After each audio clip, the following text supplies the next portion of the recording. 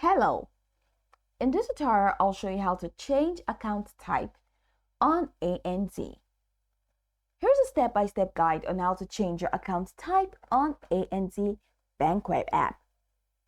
The first thing you need to do is to open the ANZ Bank Web app. Go to the official ANZ Bank website by typing www.anz.com into your browser. Click on Login at the top right corner of the website. Enter your customer ID and password, then click Log In to access your account dashboard. Then navigate to the Account Services or Account Settings section. On your account dashboard, locate the Services or Account Settings tab, often found in the main navigation bar.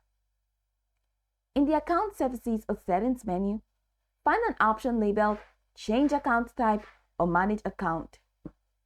If this option isn't visible, go to the Help section or search for Change Account Type to review the bank's policy or instructions on upgrading or downgrading accounts.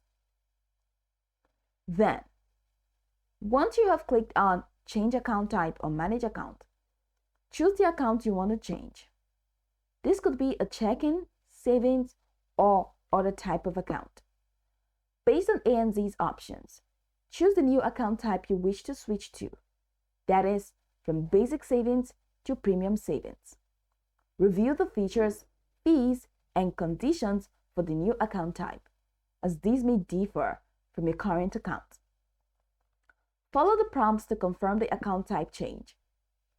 ANZ may require you to verify the change with a one-time password sent to your registered mobile number.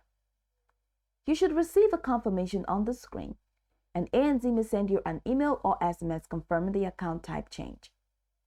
It may take a few business days for the change to fully take effect, depending on ANZ's processing policies. Then, click Log Out at the top right corner to securely end your section. Note that not all account type changes can be made directly in the web app. If this option isn't available, you may need to contact ANZ customer service or visit a branch to make the change.